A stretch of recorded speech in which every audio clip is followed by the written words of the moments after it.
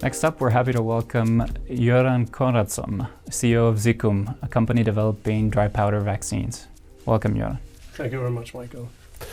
So what we do is that we formulate vaccines from liquid into dry powder that can be transported anywhere in the world to every child around the world.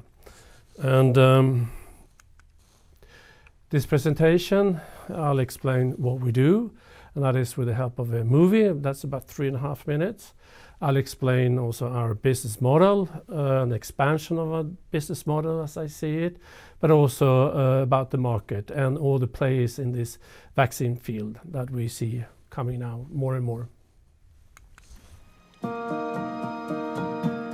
From the very beginning of human development, we've always sought to make products that are truly essential, as simple and easy to store as possible. And for centuries, that's meant drying them. Because when you remove water from a substance, you stabilize it, reducing the chance of spoilage and making it easier to control. Dried goods can travel further, last longer, and reach more people faster, more cost effectively. Whether it's milk, rice, or medicine. So if we can do it with food and medicine, why can't we do it with vaccines? We all know that vaccines truly are one of our most essential health interventions, yet today, they're being held back. They require constant freezing or refrigeration, even down to -7 centigrade, specialist isothermal packaging, temperature tracking devices, fleets of refrigerated container trucks, specially adapted planes. All of it meaning that increasingly, vaccines just aren't reaching the children who need them the most. But there is a solution. And it takes us right back to air drying. Because now a new technology is for the first time air drying rather than freeze drying vaccines. That turns delicate liquid vaccines like this into thermostable vaccines that need no cold chain, like this. And vaccines formulated this way would finally meet the WHO's CTC vaccine requirements. They could be stored and transported anywhere in the world, reaching every last child in the world, with no refrigeration or freezing necessary. And what's more, they can also be produced at volume. Today, the vast majority of vaccine packaging facilities, known as fill and finish plants, use freeze drying, also known as lyophilization, to dry their vaccines. It's a complex, capital-intensive process. Even small lyophilization plants require large teams and energy-intensive vacuum freezing chambers, each of which need to be washed between batches with cubic meters of water for injection, an industrial solvent that also has to be produced in the same plant. All of which adds up to major costs. But in an aseptic air drying plant, those costs are halved. Half the number of staff are required. The central air drying unit, operating in an aseptic room within a room, is smaller, more compact, and requires far less energy than an industrial freeze dryer.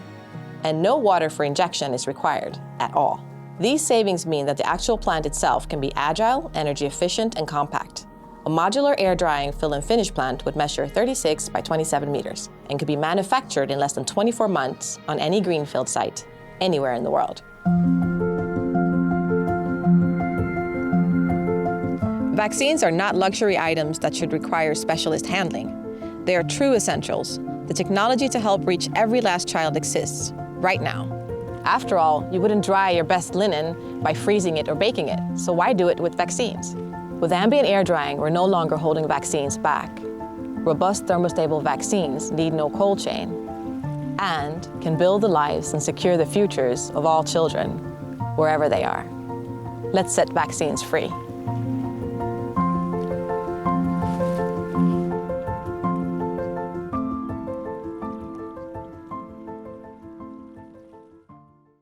So coming back then to our business models. We started out as most biotech does in licensing, and since we have patent and we have new patent applications, and we have then an improved patent on our basic technology, and that was started out as being a basic model for licensing. But then we started to realize also if one would take our technology into a fill and finishing plant, what would that entail for anyone, any vaccine company? So we engaged another Swedish company called Key Plants and they did a conceptual design for us, and then we started to realize, as you can see from the movie, that there was a significant savings in terms of cost and energy and also OPEX and CAPEX. So with that, we think there is an increased possibility to revenues and expand the worldwide capacity for fill and finishing, and this is a lot of discussion today these days about how to improve the world capacity in manufacturers of vaccines. But also it has to do with equitable access to vaccines. And temperature in the cold chain is one of the limiting factors that have been identified by organizations like WHO, and the difficulties in reaching out with the temperature sensitive vaccine to the children furthest away from the logistic nodes. So that's where we think we have a role to play. And in order to make this happen, there needs to be collaborations. And this has also been identified by many of the big NGOs and IGOs such as WHO and UNICEF, and we fully support that. And so we are in discussion with various countries, manufacturers obviously, but also NGOs and IGOs in order to make this happen. We've been working since more than a year with various types of contacts in these field in IGOs and NGOs. So we have regular discussions with UNICEF, the African Development Bank, and if you look on the NGOs pillar, we have discussions with CEPI, and there's a lot of things that's going on in this field, as well as, of course, with the vaccine companies. And we have been able to announce at least one collaboration with the name, and that's Janssen, which is an active collaboration that we have had since some time back, although it was somewhat delayed because of the COVID, but now we are collaborating with them. And that is one out of we have 3 industrial collaborations that we have. So from a point of view of Ziccum, what does success look for us? One is, of course, secure financing, particularly for the fill and finishing plant. Such a plant costs about $40 to $50 million to establish, and it takes about 2 years to do it, which is really very, very quick. Normal time, if you ask the vaccine company, it takes about 8 to 10 years to build a vaccine manufacturing plant. As I mentioned, access to bulk vaccine is key element here. We have always had a focus on children's vaccines. We think that's where the need are the greatest. But of course, with the COVID-19 and the new vaccines, the fantastic vaccines that have come, we're also looking at improving second generation or third generation of COVID-19 vaccines. Licenses is still an important part of our business models, and we are also reaching out to various countries for discussion about how can we help them and how can we help each other in order to establish a fill and finishing plant. And it has become very apparent and obvious now with the COVID-19 pandemic that many of the countries, for instance in Africa, they don't have any vaccine manufactured at all. In fact, only 1% of all the vaccines that is needed in Africa is being produced in Africa. So there is a lot of need and a lot of activities going on in order to secure supply and control over their own vaccines. And we hope and planning to see if we can play a vital role in this. So the concept we're working with is a module concept for manufacturing, developed then by Key Plants, and they have basically started up by containers. So you build up the vaccine plant here in Sweden, and everything make it sure that it works, functions, you qualify the plant, and then it being dismantled and it can be shipped to any green field in the world actually. And such a plant is not so big. I'll come back to some of the details about that.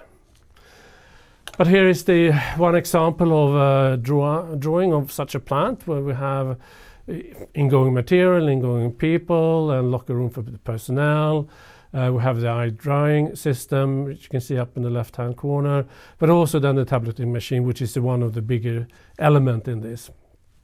All of this we're using standard available technologies. The only thing that's new is our own drying technologies, but all the rest are standard technologies for the industry.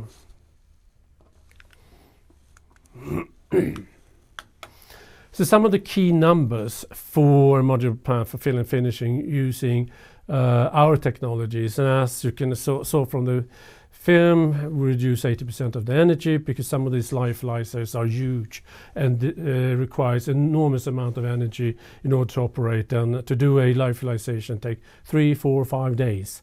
You reduce the temperature down to -70 or 80 degrees, and you have a certain cycles of this over the days. We have much less reduced OPEX, operational expenditure, as well as reduced CapEx when we compare with lyophilization. So the plant I just showed you has the capacity of 20 to 30 million vials per year plant, and you can have 1 or 10, or as you have in Pfizer-BioNTech vaccine, or 5 or even 6 doses per vial. And with that, we can manufacture between 20 to 300 million doses per year. The footprint is 6 of a soccer field, and it's 1,000 square meters in 2 stories. The investment cost is around $40 to $50 million, and the estimated time for first plant when we start the whole procedures is about 2 years, a little bit more than 2 years. If you're more interested to read about it, we have some white papers on our website where you're more than willing to come and download the white paper and can read what we do and how we do it in more details. Very briefly about Ziccum, our company. It was established 2017 as a spin-out for Inhalation Sciences in Stockholm. We went on the local stock market called Spotlight back in 2018. And as of 1st of December last year, we listed on NASDAQ First Growth. First North Growth Market, I should say. We have about 29 million Swedish kronor in our cash as at end of Q1 2021. We're about 10 to 15 employees. It depends a little bit how you calculate this, but it's including FTEs as well. As I mentioned, we have 3 industrial collaboration, where Janssen is one. We have an approved patent, which is quite unique, I think, for a small company like Ziccum. We have academic collaboration with the University of Marseille. They have a BSL-3 lab there and access to many vaccines and viruses around the world. So we have one system down there. And we are located in Lund in southern Sweden. And the management team that we have is myself, of course. We have Frida Jernberg, who's our CFO, but also, of course, Per Gärde, who's the inventor of laminar paste technology. So with those few words, I would like to end my presentation. I thank you very much. Well, thank you so much for that presentation, Göran. I just have a few questions for you. Yes. First, obviously, the pandemic has put the spotlight on the problem of cold chain, having to keep vaccines in very cold temperatures. So have you noticed an increased interest from NGOs, for example, in states or also industry for your technology in the past year? Yes, I mean, we've been very active, as I mentioned, to several of these organizations. So we have an ongoing discussion with them. It's a huge complex, obviously. There are many people involved, but there is a very nice, I think, momentum in the industry now to start changing things on how vaccines are being made and produced. So yes, definitely, I would say. Mm-hmm. And you discussed one of your corporate goals being plans for having a first dry powder vaccine plant or facility in Sweden. Mm-hmm. How are these plans progressing? Very well, I would say. And we have drawn some of the facility where we are going to place the plant, and we have a lot of good discussions around. But it's, as I mentioned, it's a big undertaking, of course, and many players needs to be in line before we are there. Having said that, there is a lot of initiative now amongst many of the organizations I just showed you in order to can we increase the worldwide vaccine manufacturing capabilities? And we hope and we're striving to be part of that solution for the future. Mm-hmm. And also you mentioned the expansion of vaccines to more difficult to reach areas. So what is the potential for your technology to gain acceptance, for example, on the African continent? That's a very interesting question, I think. And as mentioned before, I mean, only 1% of the need of vaccines are being produced in Africa, on the African continent. And I think I had a bit of a hard wake-up call with the pandemic.